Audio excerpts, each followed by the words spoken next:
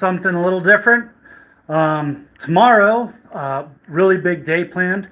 Gonna meet up with my buddy Derek Miller, and we are gonna go off. I'm gonna take him out into the Gallitzin State Forest. You can check out his YouTube. I believe it's Lack of Tobacco at youtube.com. Awesome stuff there. But today, I am gonna take you on a pizza making journey. When you come off the mountain or you come back from a hike, you don't know what to make for dinner.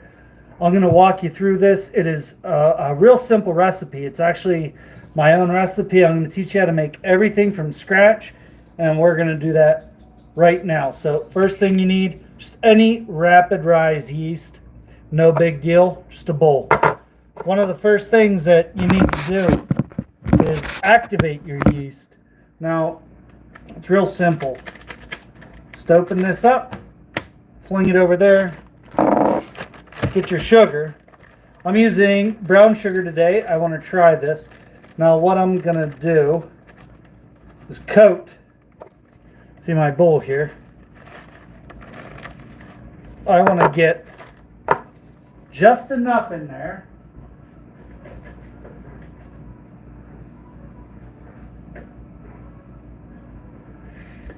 if you can see, to coat the bottom of the bowl, because I want this yeast to really go after all this sugar, and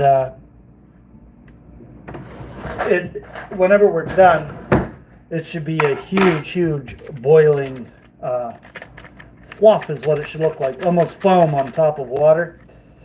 So now we're just going to put our yeast in right on top of that sugar. Yep, just put your yeast in. Then what we want is the right temp of water. So to get the right temp of water, you want it warm, but you don't want it too hot. You need it just right to get your yeast to activate. So I will sit here and just hold my fingers until it feels about like hot tub temperature, like bath water. No more than maybe, I would say 110. I think that would be pushing it way too far. Even there, I want to say right around that 98 degree body temp mark. And that's where I'm at right now. And you only need a cup of water for this. So we get our water temp. If the water's too cold, yeast won't activate. If it's too hot, it'll kill it. Right now, that's perfect. Measuring cup.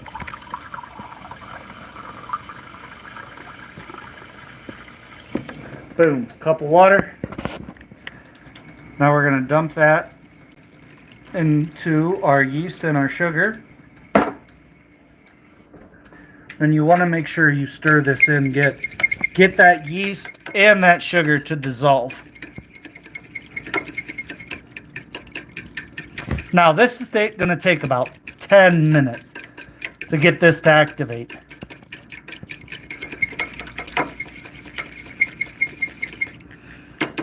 When it has that creamy color, I just cover it up. Keep the gases in there, keep the heat in there. Let that do its thing. So, after we have our yeast activated, well, it's not activated yet, it's activating. We're going to come over here and we're going to start our flour. We're going to start our, basically our dough, the dry mix portion of the dough. Now, I'm going to have to put you down right here. Okay, for this recipe, I already have my sugar. I just kind of cheated and took my sugar from last time. But what we're going to do is 3 cups flour you need for this recipe. 1, 2, and 3. All the flour you're going to need, but if not, we've got our big old flour container. Now, unlike most other dough recipes, What I like to do with mine is a little bit different for pizza crust, which is what we're making. We're going to make a triple cheese white sauce pizza. 3 cups in here. This is going to make 2 pies. Now, what we're going to do is cut in some butter. So let me get some butter. Beer is important while cooking. So we're going to get some butter. And typically, there are a lot of baking recipes that call for cutting in butter. Not too many of them for pizza crust, but get a knife here and a fork.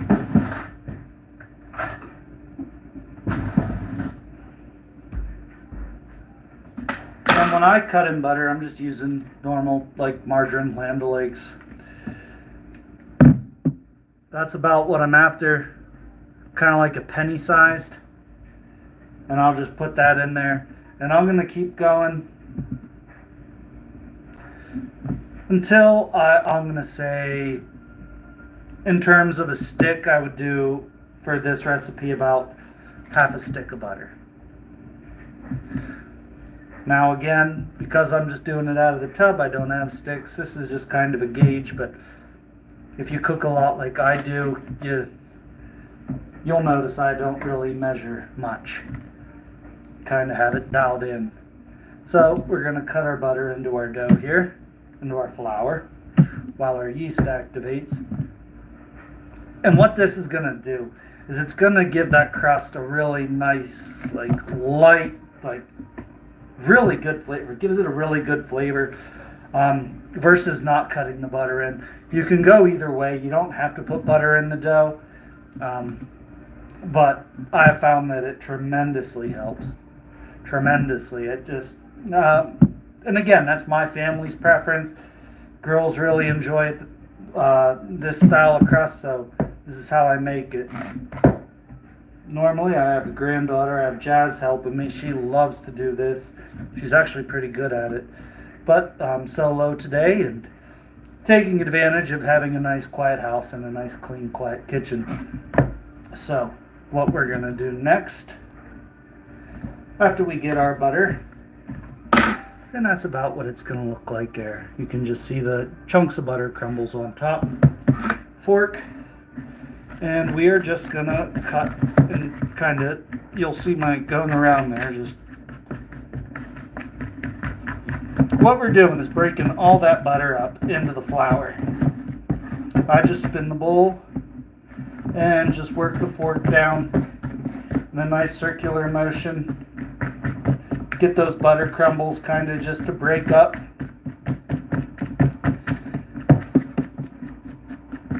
And once you're not seeing any large visible chunks of butter,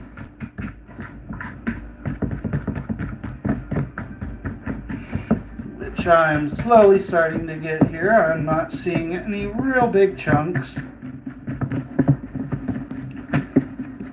We're going to add our dry ingredients.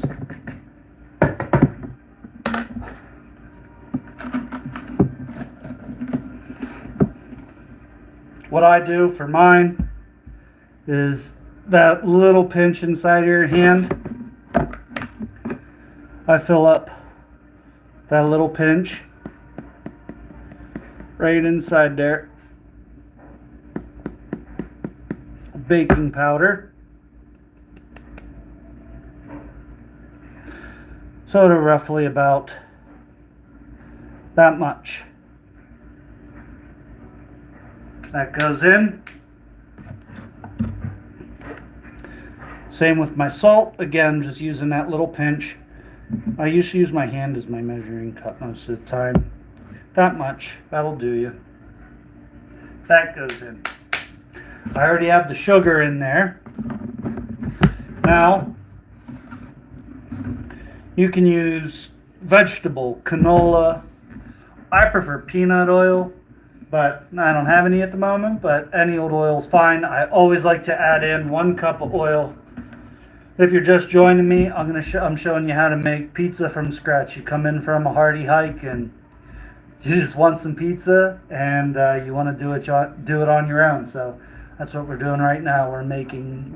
This recipe will make two.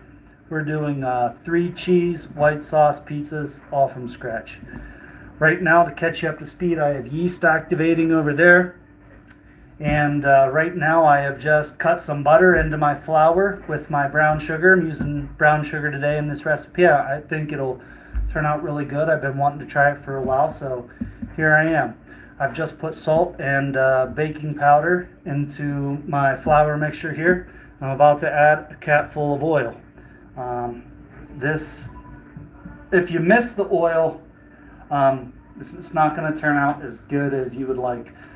Just that little bit of oil, and trust me on that. And now we're going to cut in an egg.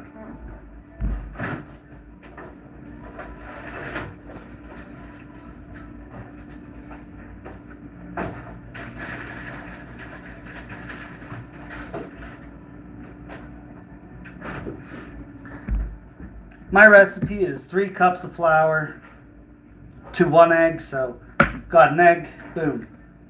Same as the butter. Don't cut up the shells. Same as the butter now, we're gonna cut that in. So we're gonna cut in our oil and our egg.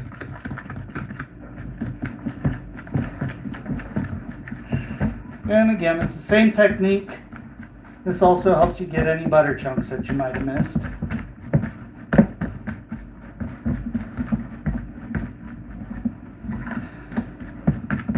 And I know this isn't what you're used to from me, but this is one of my hobbies, and we had a severe wind advisory today. I do not advise going out into the woods. Like today, we were calling for steady winds, 22 mile an hour with gusts up and over 65, which is ridiculous. And I don't feel safe. I do a lot of backwoods stuff, and trees come down all the time. You'll see tomorrow. I'll show you trees down over the trail. It's pretty crazy. But so today I just went for a bike ride, came back, and wife's at work, so I'm making supper here. Now I've got that egg cut in real nice. I have my butter cut in. Dry ingredients. It's gonna look kind of like that. A little bit chunky, but that's okay. That's what you're gonna expect. Now I'm going to bring you over, and we're going to check on our yeast, which is activating over here. So I have my yeast set up here. And see all that foam? That's perfect. Let me see if I can get it. I'm probably not even getting it. There we go. That's perfect. That's absolutely what you want. Now that's ready to just go right in there. So I'm gonna pop it. And usually it takes about 10 minutes for your yeast to activate, which is also about the time it takes to prepare your flour to take the yeast. So you're gonna add that, and then again, you're just gonna stir it with a fork. Get that all nice and gooey. Now, if you do this right, what'll happen is that your dough is going to be kind of chunky and granule to the touch, which is perfect. Where a lot of the time when you go to touch dough, it sticks to everything. This is going to make you a really, really nice dough that you can set on heat. I just set it on the radiator, let it rise, let it do its thing, and it's great. So here's what I'm looking at in terms of consistency, right? This is for my pizza crust. This is going to be fantastic when it's done. And I just keep smashing it in with the fork, bringing everything around. And I've been making pizza on my own for a long time. I love making pizza and dough and bread. So right now, this is kind of like our consistency. little sticky, and that's excellent. What we're gonna do then is just let that sit. I'm gonna cover it up, and I'm gonna put it on the radiator, and then we're gonna move on to making our sauce for this pizza. So I just take a normal towel, and I just cover it up, and I'm just gonna shoot over here, put it on the radiator.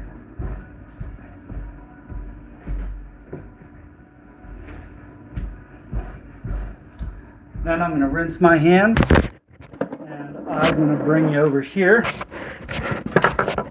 All of these fun ingredients, and for this we're making a white sauce, and how I do white sauce is really not typical of how a lot of people do their white sauce, but it's a recipe that I think just tastes great and it's excellent. So I'm going to just start with our pan, bring our butter and our knife over,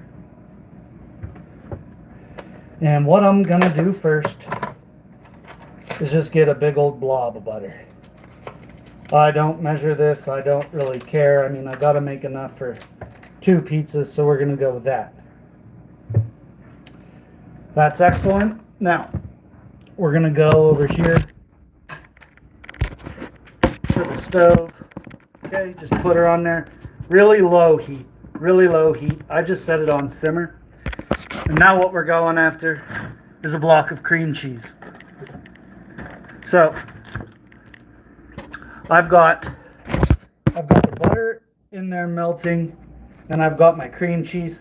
I'm going to take a whole block of cream cheese. Okay?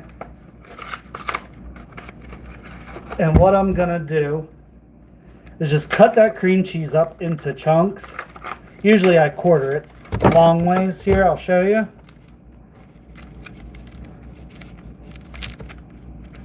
After you get it opened up,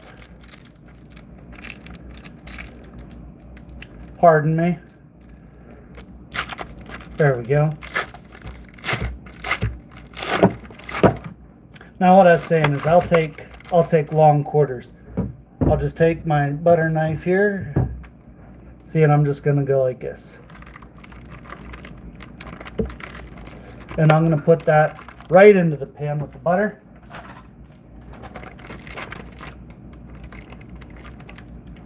And again, just kind of going into quarters with it. I know this is not the most exciting aspect, but trust me, this will make you an excellent white sauce. So now we've got the cream cheese in the pot with the butter, and they're just going on a simmer. So then what I will do is put the lid on that and wait for it to soften. So take the lid, put it on the pot, that's on simmer. We're going to let that soften next. We're going to go over how I'm going to flavor that sauce to get it exactly what I want. Now, I like to use white pepper. I think it has a really good flavor. It's not as bitey as black pepper. And I just like to use it for like a lot of my different sauces. Regular sea salt, parsley, minced garlic, some chives, and some minced onion. And that's going to be my seasoning. After this begins to melt, I'm going to top that off with milk.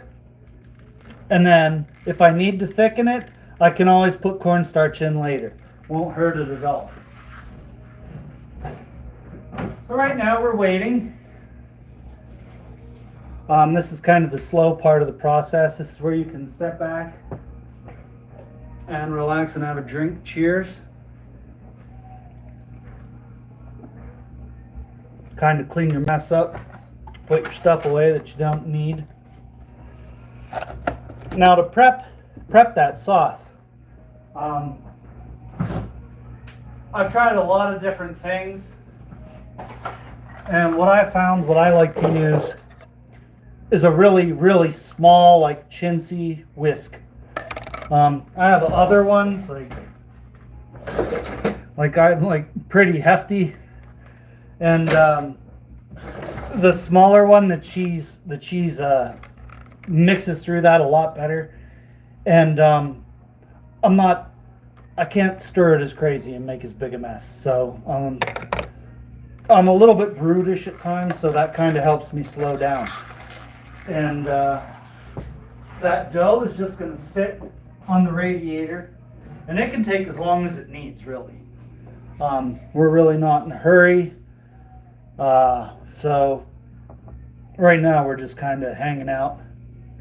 I can show you what's going on over here.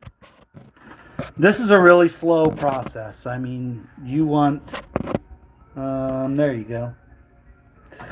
Like, our butter's melting nice and slowly. Cream cheese is in there. And I just have that on simmer. And I'll just let that on simmer. I might kick it up just a hair maybe. But really, I'm just letting that go. I want it to take its time. If you try and melt it too quick, you'll burn the butter into the cream cheese, and it's just not going to be good. Another thing that you can do, I mentioned I'm going to add milk to this. One of my favorite things, but I don't have any at the moment because it just goes bad so quick. It's kind of like a one use. Should have got some when I was out riding my bike through town today, but heavy whipping cream. This was kind of spur of the moment. I didn't think to stop and get some, but if you put heavy whipping cream into your white sauce, it's gonna be fantastic. It really gives it a nice texture with that cream cheese, and it's absolutely wonderful. So while we're waiting, we can measure out our spices at least. And I'll like to use one of these little trays here. And we're going to go in line. Here, I'll bring it down there. So I'll start with my chives. Okay. And I want to kind of quarter. That's perfect. Okay. Then we're going to go with our minced garlic. This is going to be a butter garlic white sauce. So then right next to the chives there, because I want these to activate before I get them into that sauce. So what this is going to do is it's going to help me activate these, and it's real simple, and I'm going to show you how. We're going to rehydrate them. This is my minced onion. I've done my chives and my garlic. Now I'm going to my minced onion. I like, and you can, however much you want, however much flavor that you want in it, how if you want it extra garlic, not, that's fine. It's up to you. Now we're just going to parsley the top of this. And then this is going to go into our white sauce that I have prepping over here. It's just the butter and the cream cheese is melting. But again, I want my garlic, my chives, and my minced onion. Since I'm not using fresh, this is my white pepper. So I'm going to go on there. Now I'm going to sprinkle in the sea salt. And now this is where this is going to kind of get a little funky. What I'm going to do is I'm going to put my oven to bake, and I'm going to set it to 400 degrees. Then I'm going to get some water, not a lot, probably like a quarter of a cup around, okay? And I'm going to set that right in here just till everything starts to float, and I didn't even need that whole quarter cup. But you can see it's got that gelatinous floating motion. That's perfect. Then what I'm going to do is I'm actually going to set this in the oven. These little dishes, they're oven safe, so I'm going to set that in there. And that's going to rehydrate and activate my chives, my garlic, and my onions.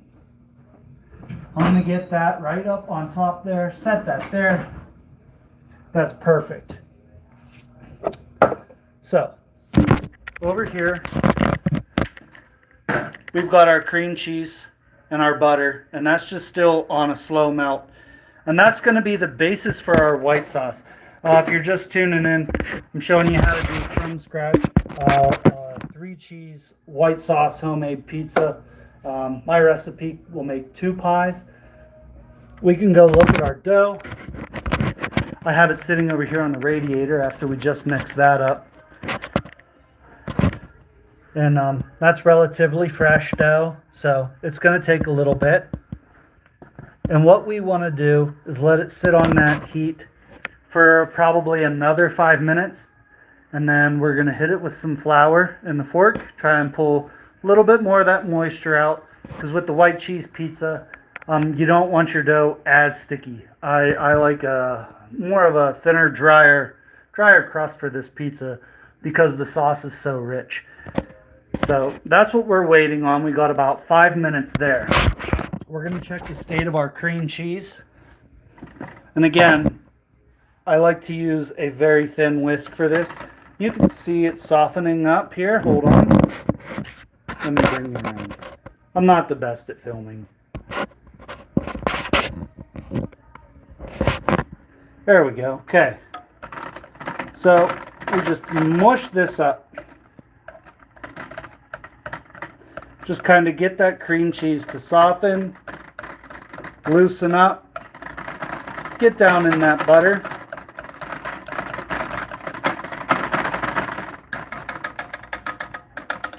And you see there, I was able to bang that out real easy, and that's why I like small whisk. So then we'll cover that back up. That's doing exactly what I need it to do. That's perfect. That's exactly what I need it to do. Just kind of soften up and let go. Again, now we wait. So cheers.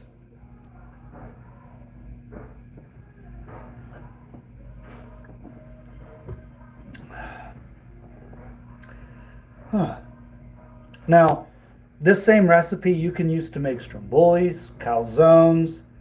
I make my own Hot Pockets, which is a lot of fun. Kids really enjoy them. I really enjoy them. The Hot Pockets are great for hiking. Take them with you. You make a whole bunch of them the night before, and then you can accommodate you and all your buddies going out with you with an awesome lunch. So that's always a plus on those. So what we're waiting for now is this dough here. I got about 2 more minutes, and then we're going to check on that. If you're noticing my hand, I had a nasty fall in Florida, and I actually have gloves that I'm going to put on before I start getting into the dough. I really don't want that getting mixed in with dough and dough getting mixed in with my hand. I don't think that'd feel too good. But joys of life, I guess, stuff happens. So we're waiting, got about 2 more minutes. And this is starting to melt real nice. Actually, I'm just looking at that. I'm really liking that. I don't know if you can see it in there. That's the cream cheese and the butter. That's perfect. So I'm going to go ahead and I'm going to add my milk. Now, like I said before, if you have heavy whipping cream, go ahead and use it. But if not, regular old milk will do, and it'll make just as good sauce. Well, maybe not just as good, because I do think that the heavy whipping cream produces a better sauce. But I just pour this in until I'm about almost half, and I can always add more or subtract. Again, I can let it boil off, and that'll help thicken it up. Milk put back here, and then since I just put that milk in, I do want to whisk that. And then another thing that I'm going to do with this that helps is I'm going to add Parmesan cheese to the sauce. So I guess it kind of makes it a 4-cheese white pizza. But just gonna whisk this, and it is melting very nicely. And the slower that you can go on your sauce, the better. You don't want anything to burn to the bottom. And we'll be able to thicken this up if we have to. No issue at all. So there we go. We'll put the lid on that. I'll get the old Parmesan. And we are just going to coat the top so that it looks like there's a Parmesan island. Beautiful. Let that sit. That's done. We can now go back to our dough. So we're going to come back over here. We're going to come back to our dough now. It's about... So I'm going to set you right there. I'm going to grab the dough. I have it setting on the heat of the radiator at the moment so that, dough needs heat, helps it rise. That's what it's looking at right now. That's going to make 2 pizzas. So we're just going to push on that with the fork a little bit here and just see where it's at. And it's not really sticking to the fork, which is really nice. I'm able to ply it around. That's really good. We just want to mix this in. Now, if it would be really sticking and grabbing to the fork, then you could add more flour. If it would be grabbing to the bowl, you could add more flour. But it's right now, that's kind of on your preference. But looking at it, I mean, I can push in. It's really not that sticky, so we're just going to kind of beat it and knead it a little bit. And ultimately, I mean, you can test on your fork and see, but until you put your hand in there, it does grab the hand. So we are going to throw a little bit of flour on top of that. And I am going to just do a one-handed knead. What I do is I'll get the cup, coat my hand, gentle, and then I'll just coat the top of the flour,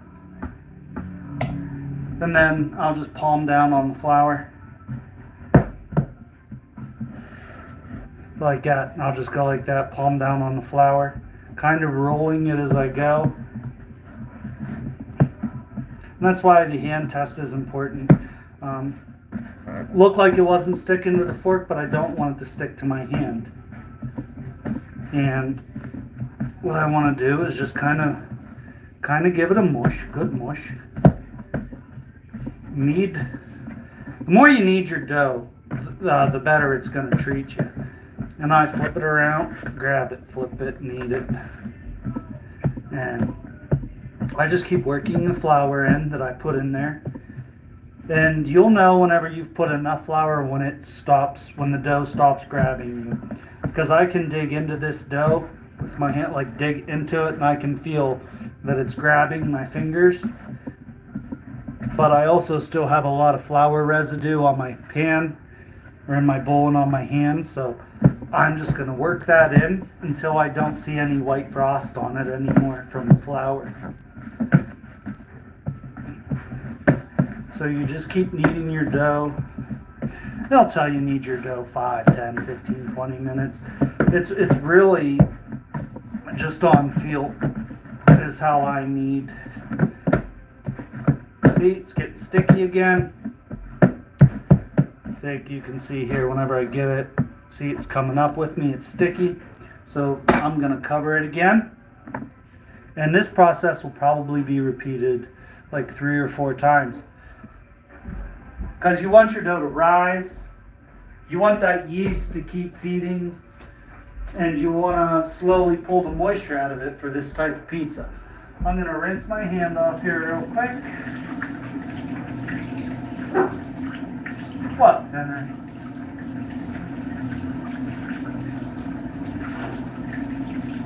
Now, if you remember those spices that I set in the oven,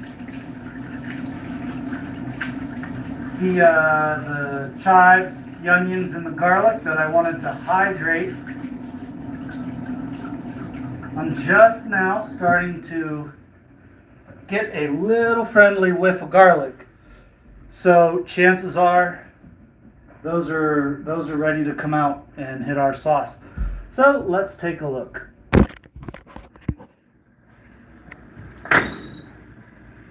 That actually looks pretty darn good. So oven mitt. Set you over here. I'll get those.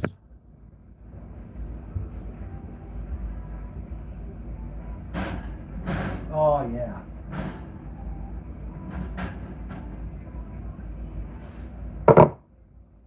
That's excellent. Turn our oven off. And you will see how they're mushy? That's perfect. That means that they have rehydrated. Nice and squishy. That's excellent. That's just what we wanted.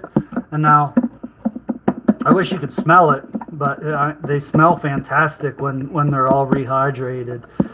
And what we're going to do now is put them straight into our sauce.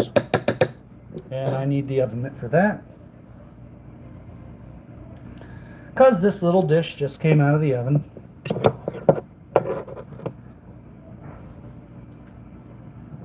And we are just going to scrape all this goodness right down in. And that's how we're going to season our sauce here. And it's going to make an excellent white cheese sauce. White pizza. White sauce pizza. With 3 cheeses. My 3 cheeses I'm going to use are American, mozzarella, and cheddar. That produces a really nice blend. I know a lot of people don't go with American on their pizza, and I urge you to try it. It's really good. So, we got those all mixed in. It's messy. I'm not using a spatula. I'm not using another utensil, because I have to clean them. So there we are. Remember, we had that Parmesan in there. And this is going to be fantastic. We're going to get our whisk. And we got our butter. We have our butter in there. The cream cheese. Now our seasonings with the milk and that Parmesan. And you're looking, it's really not that creamy yet, which is fine. We want to bring that to a slow boil. I hope I'm filming it. We want to bring that to a slow boil, and then we'll thicken it as we need to. As of right now, I'm not worried about it. We don't need to thicken it yet. I'm going to bring our oven up to a temp on a 2 there. It was on simmer. And I was trying to keep my area clean, but I'm not the best at it. Usually I do one big cleanup whenever I'm done. But anything that helps when you got the time to swipe something up. I am a clean fanatic. I cannot stand messes or clutter. It just drives me up a wall. I can't deal with it. But we've got our sauce going, and we have our dough over on the radiator, which is prepping. We just kneaded it. We're going to let that sit again for a while. This is a very slow process to do it right. To make quality pizza and quality sauce, just like anything. You take your time, you get what you get out of it. And like I said, I'm not in a hurry. You might be to see the end of this, but I am not in a hurry. So I'm going to take my time and just put a few things away here, because I have the opportunity, and I think when this is done, it's going to be awesome. Yeah, like I said, one thing that I did different was I used brown sugar instead of white sugar in my dough, and I'm not and my yeast. Now the yeast activated with the brown sugar absolutely perfectly. It did exactly what I needed it to do. It frothed up, and that's exactly what you want to see. When you get that nice film on top where it looks like it's like a sudsy foam on top, kind of like the head of a beer, that's perfect. That's what you're looking for when you activate your yeast. If you let it sit too long, it'll actually deflate and die off, and then it's not going to help you in your dough at all. It won't help you at all in your dough. It won't allow it to rise or anything. So your yeast is the most important thing in the whole process. And let's go take a sneak peek at it. Let's see what our dough looks like here. All right, starting to rise a little bit. That's good. I hope you were able to see that. It's rising. It rose a little bit from where we were. And this stupid says, welcome to live chat. Whatever. Get out of here. I don't know. I thought I was live. Anyway, we don't need our salt, we don't need our baking soda, and we don't need the oil. Well, we will need the oil. We're going to save that out. I do like to oil my pan just very lightly. Just helps put a thin layer of oil on the pan. And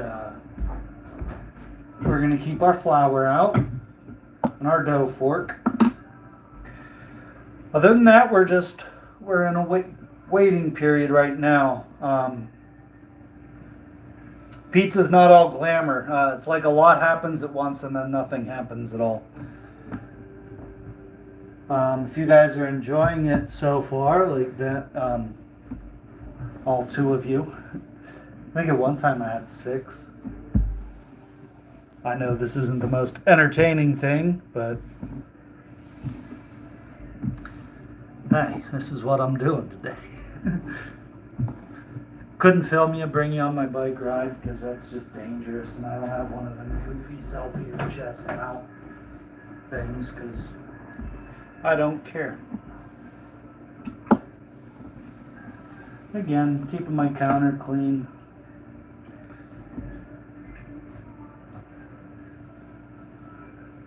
Give me a sec, I'm going to be right back grabbing another beer.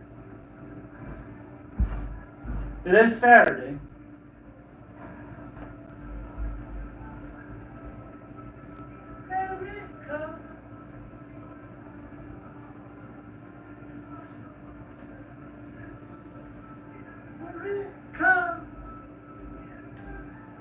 Old Finner's excited. For what, I'm not sure. He thought, well, like I said, we were going to go hiking today.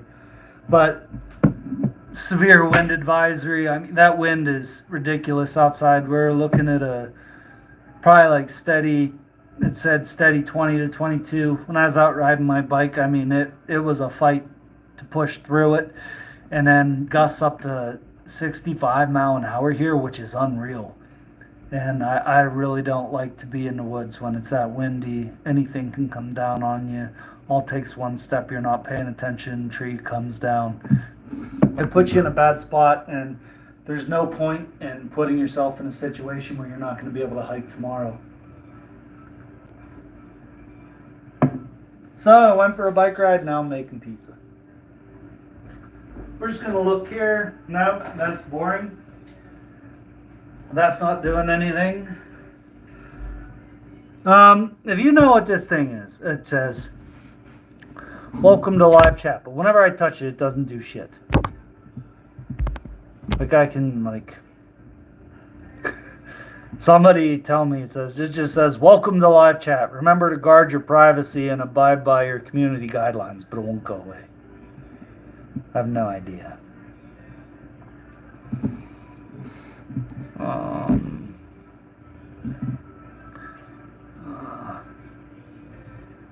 There. Aha! I figured it out. Live chat. Everything's visible now. Okay, good.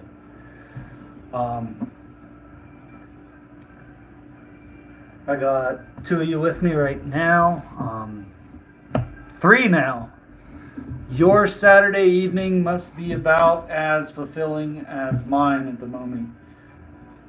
Because right now I'm talking to you guys while I'm waiting for sauce and dough. And I am going to cut this off at probably right around an hour, and then I'll turn it back on again, just so that if somebody goes back into my live videos and they want to watch it, it can be a part 1, part 2. I don't know. I'll just let it. Screw it. That's more work for me. But if you haven't yet, I'd ask you to like and subscribe. Please subscribe. I'm working on trying to get my viewership up, just so that I can keep bringing more content and go more places and just bring you guys more of what you expect from me here at Derek Outdoors. I know this isn't we're not on a mountainside right now. This isn't an outdoor kitchen. I wish it was, but I wouldn't be cooking or starting a fire today anyway with the wind. It just doesn't, it's not feasible. So let's go over here and start our sauce a little bit. We got that going for us. Oh, there you are. And I can feel that it is starting to thicken. Not by much though. But it is going to have to boil. But it's how quickly you get it to boil. And you can see I've got that cream cheese now where it's nice and frothy. Completely melted down. Melting down cream cheese. I cook a lot with cream cheese. I use it in a lot of different soups and everything. And if you don't melt it down right with the butter, it'll kind of be grainy. And it's not going to do what you need it to do. So right now, we're just whipping that pretty good. Let that sit. Once it starts to boil, I'm going to set that up with a thickener. I'm going to use a little bit of cornstarch and water. Whip that up. Pour that in as it boils. Take it off, and that'll thicken up, and it won't compromise any flavor. That'll be excellent. In the meantime, we can see what our dough's doing. It's about due for another kneading, so let's go get our dough off the radiator here, and we're going to knead that. All right, here we go. So, we'll start here. And if you remember what it did look like, it's bigger now. And not sticking to my hand, which is good, until I roll it around. Now we're starting to get some sticks, so again, I mean, this is all the more flour I'm using. This is a whole cup, and I won't even use that much. I just gently sprinkle. Like, see, and I still have that much in there. I'm not even going to use it all. I'll put a little bit on my hand over the flour thing, and that just prevents it from sticking to me. And now, like whenever I knead, I go full fist and I just mash. Like I'll get a nice full mash here. We're kind of fanning it out, and then I'll flip it. So then it gets like a roll, and then I'll smash it back down again. Flip it over, and I just want all that flour to work in. That's all I want it to do. And if it grabs you, just add more flour. No harm in it. You're not going to hurt it. You really won't. You really won't hurt it at all by adding flour to it. Now, if you dump a truckload on it, yeah, you'll ruin it. It'll become pretty much a pita wafer, and it's not going to be a good crust at all. But you do want it to have a little bit of moisture and a little bit of stick, a little bit of tack, but you just don't want to grab it. Also, the more that you knead it, the better your dough consistency is going to be. But see, I'm getting like these little bit of sticks right here.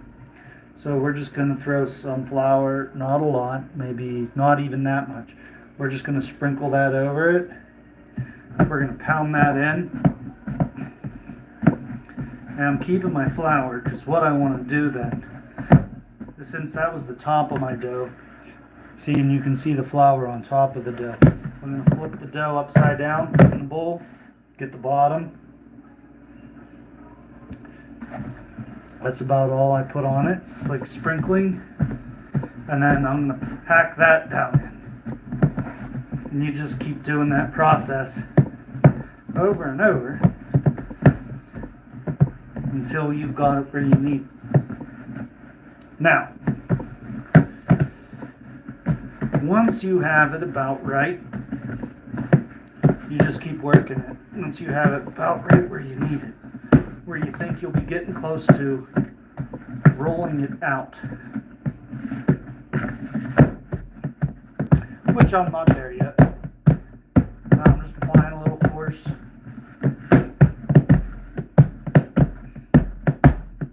Just kind of giving it the old 1-2, like the old punching bag here.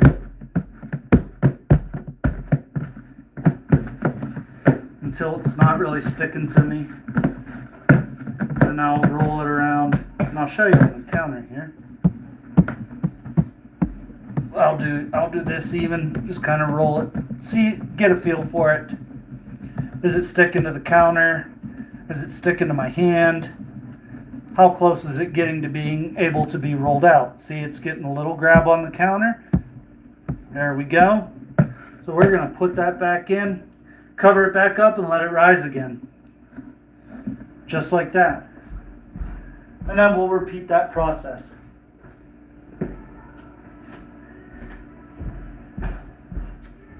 And if our sauce is boiling yet, which I doubt, but if it is, that'll be exciting. That means I can show you how to thicken it. And thickening, it's the same thing that you can use to thicken a soup or a gravy. You only need half as much flour, I swear by cornstarch. And it doesn't give it that weird bready taste. Like you don't want a nice sauce like to have a nice bready taste unless you're making a bechamel. If you're making a bechamel, then you do have to, then it does call for flour. I haven't tried cornstarch doing it the French way, as mother sauce as they so call it. To me, it's just sauce. But let's come over and take a look. Getting some condensation on top here. Starting to get a little bubbly. That's fine. Let's give her a whisk. Again, small whisk. We might not need to thicken this at all. I'm going to get a spoon here. You can kind of see. I might thicken it just for sake, but just a little spoon here. If I come in, it's kind of got that like runny, but let's see. Let's just try.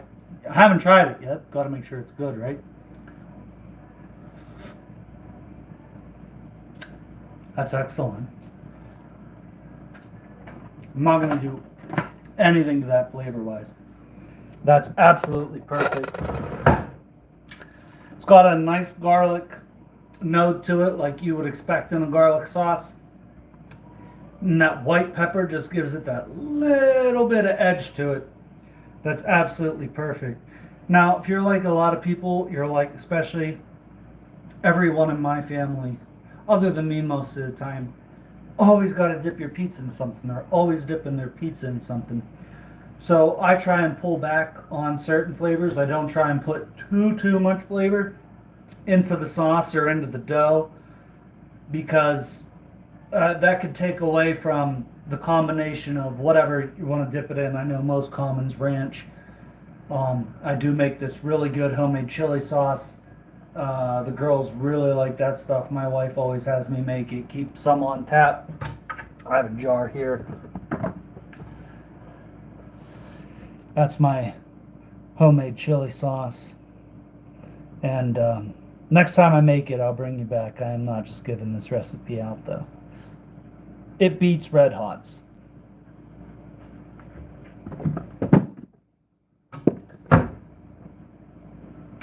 So, with that, just the way that it is, the way it's sitting, I'm playing with this little piece of dough, by the way. What we're gonna do is I do want that thickened. I do want it thickened. I am gonna bring the heat down for now while I get this prepped. So let me bring you to this side now. Okay, I want to show you here. We're gonna bring out old Mr. Measuring Cup.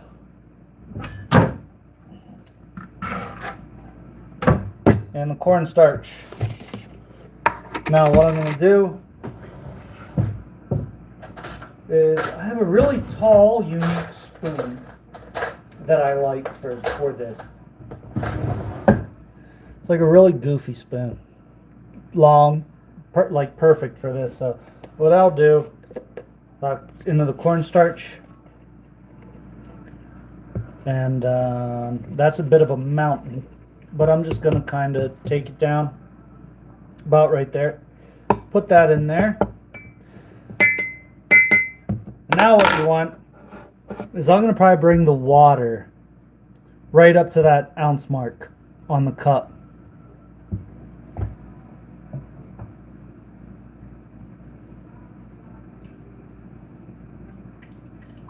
And actually not even.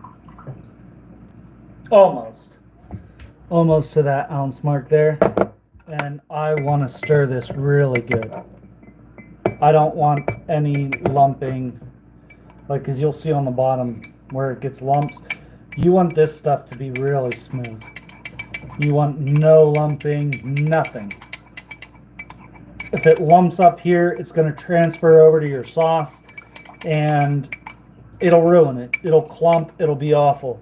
This is the same technique if you wanted to thicken a gravy that wasn't thick enough. And for what I have there for that sauce to make those two pizzas and then maybe some dipping sauce left over, this is a perfect amount. Just one spoonful there. And as you can see as I roll that around, no clumps. That's excellent. So now we can get our sauce to boil. So I'll bring you around. We're starting to get, see, we got little bubbles on top. Sorry. There we go. Little bit of bubbles on top. But I want to actually see some boil. Just because it helps the cornstarch thicken up. Because we're going to pull it completely off the heat and it's going to be done. And then pretty much after that's done, I'll be letting you guys go until I'm actually ready to make the pizzas, because wife said she's not going to be home till about 7:30. It's only 5:15 now, and well, I'm not gonna make them now. But if you stay tuned and you pay attention to my channel, I'll bring you back when I'm ready to put the pizzas together. Again, that's not going to be for a little bit.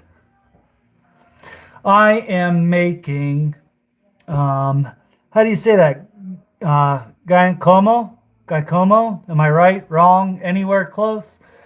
What I'm making, I've done from scratch, is a white sauce, 3 cheese pizzas, making my own dough, making my own white sauce. The only thing I'm not making is the cheese. But my recipe will make, with the dough that I have, it'll make 2 pizzas, and I have my sauce prepping here on the stove, And this same dough recipe, I kind of figured, how's that disgusting?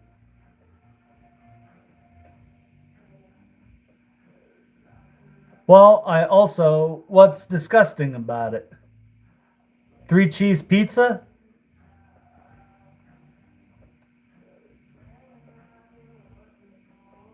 Or the white sauce? So that I'll say to each their own flavor.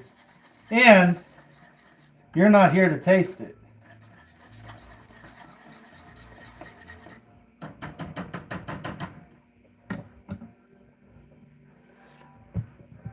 Oh, I don't care. I just want to know what part's disgusting to you.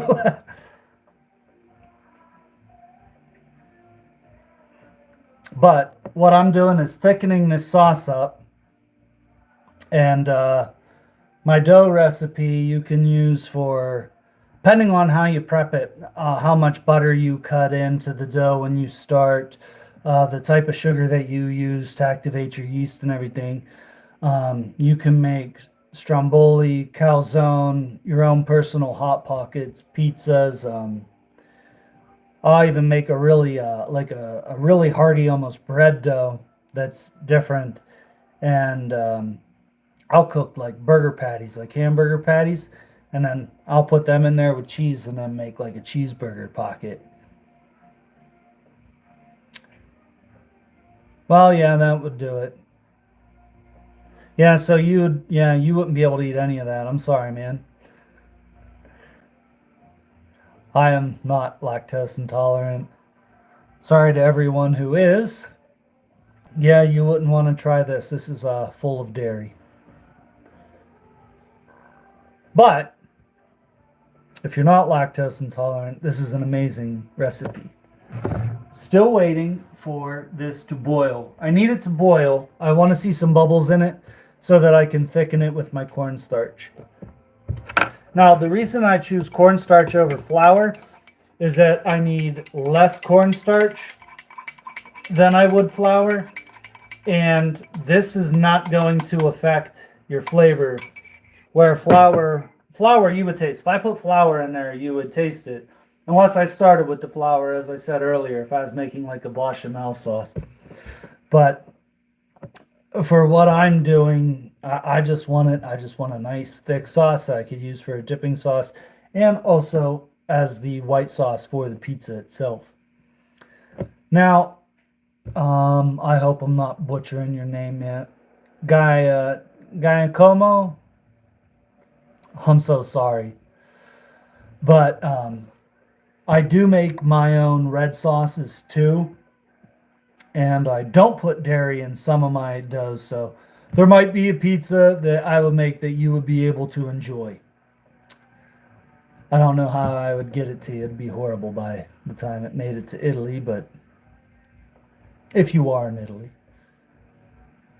By the way, our weather sucks. If you're in Italy, your weather's probably really good. But we're waiting right now, so it's Saturday. It's Saturday early evening. Cheers to all of you. Thanks for watching. If you've got a glass, go ahead and raise it. I'm waiting until I got some bubbles going here. But I don't want to rush it. Like a lot of the time, because this is a cheese-based sauce, if you raise the temperature on this way too quickly, because it is a cheese-based sauce, like I said, it's the cheeses that are in it are cream cheese and Parmesan, and that's kind of my base to make this white sauce. And if you just crank the heat on it to get it to boil, you're going to burn everything on the bottom of your pan, and you pretty much about ruin it. So you do kind of have to be patient with it. Let it take its time. Let it come to a boil on its own. Don't be dumb. Keep it covered. like I just had it uncovered. And once you see some nice bubbling on top, then you can add your cornstarch to thicken it. You can use cornstarch to thicken a red sauce too. Um, I'll just run you by. Let's see if I get your approval here. Whenever I do a red sauce, a lot of the time, what I like to do is I'll boil my tomatoes the same way I make my barbecue sauces. I'll boil my tomatoes, then I'll deskin them, and then I'll also boil onion and green pepper, and then I'll skin those obviously. Then I'll puree that, and then I'll pretty much make puree out of it. Then I can add my diced chunks of tomato and my chunks of more green pepper, a chunk of onion. You can leave out the green pepper and the onion if you want, if you just want it purely tomato based. And then what I'll do with that puree is I will slowly run it through coffee filter, or you can even use cheesecloth and get all the pulp out, and it leaves you with a very wonderful base. And then from there, you can flavor it however you want. You can do basil, you can make it sweet, you can make it spicy. I mean, that's up to you, but that's just how I like to start my red sauces. And again, that's also how I'll start my barbecue sauce as well. And it also depends on what peppers you want to use. So again, your peppers and onions, that's your choice. I'm not telling you how to make it. I'm just saying that's how I do it. But it does make an excellent barbecue sauce, and it does make a really good fresh red sauce as well. And especially whenever you have them diced chunks of tomato. And if you're feeling frisky and you add pineapple or even mango to that, you can kind of create a type of almost like a Caribbean salsa I'll do, or you can also makes a really good like tropical pasta. Again, if you're going to do it on the pasta, very small doses pineapple and mango. But if you're going for the salsa, load it up as much as you want. It's absolutely excellent. Just waiting for this to boil.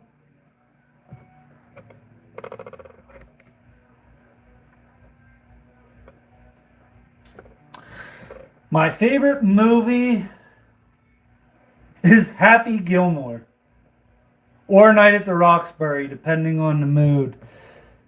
And oh, my favorite dish. Again, I love stromboli. Absolutely love stromboli. And I also love all kinds of Alfredos. I make all my own Alfredo sauce as well. Different from this, but I love Alfredo, steak Alfredo, shrimp Alfredo, crab Alfredo. And also, I'm a weird type of person that thinks gravy could be a drink.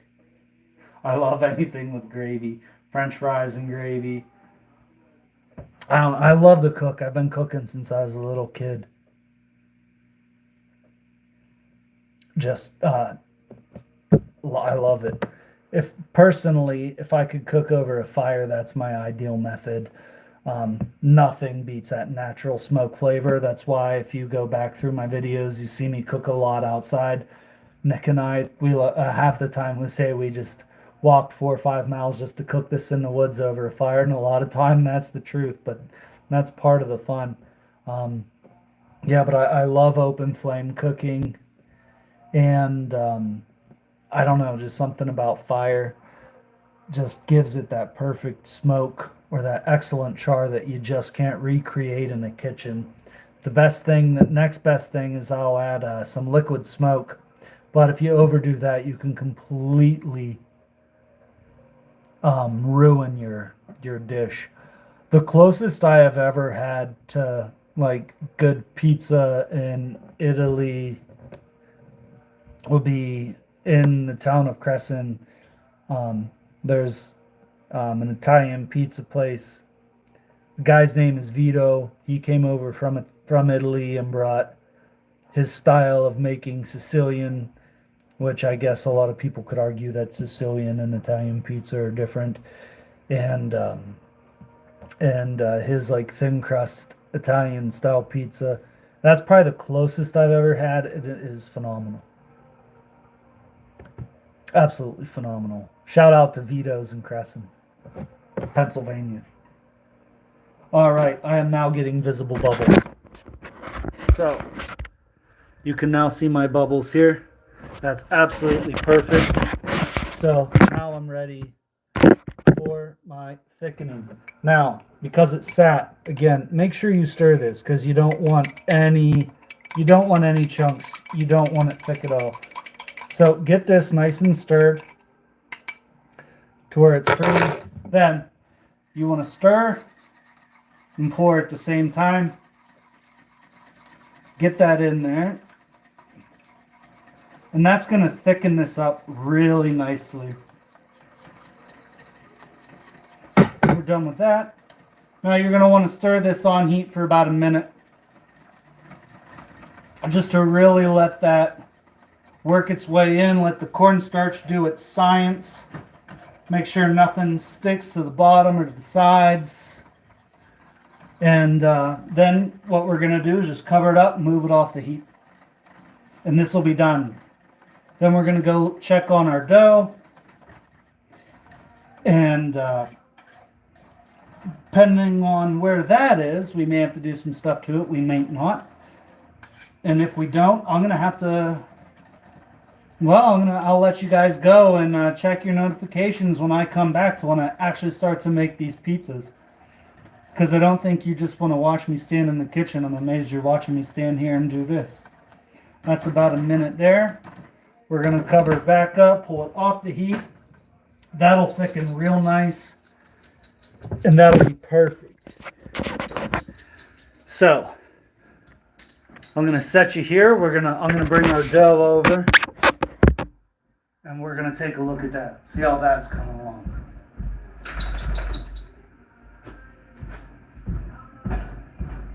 Alright, so our dough's been sitting on the radiator because the heat's going to help it rise. You can see it is growing, which is perfect. Initial touch, it's not sticky. That's great. We're just going to decompress the air out of it. See, I'm just decompressing it. We're going to roll it. I don't want it to stick to the bottom. It is starting to get sticky.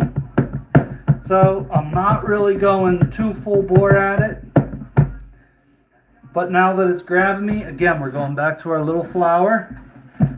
Just very little shake.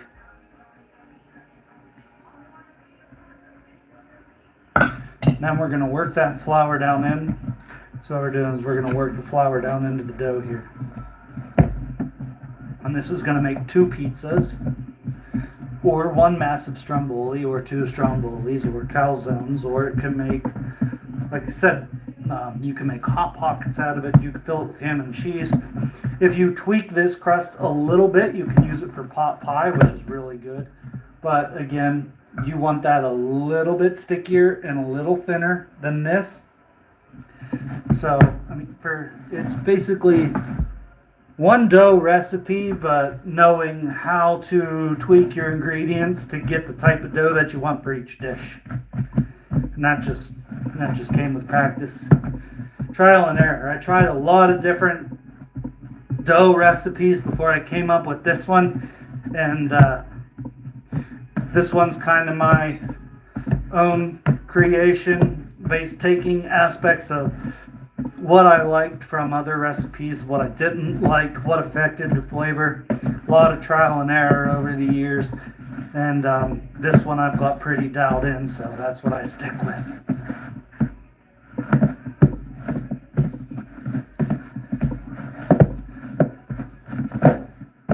It's still sticky, so that's excellent. You know, if it's still sticky, if the dough's still sticking to you, that yeast will continue to let it rise. So that's what we're going to do again. And basically, whenever you pull it off the heat and you knead it and it doesn't stick to you, it's ready to roll. So it's still sticking. So we're going to cover back up.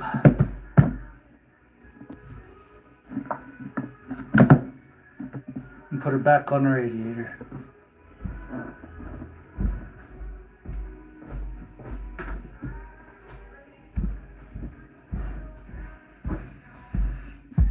All right, guys, check out part 2. I'll bring you back when I'm actually making the pizzas.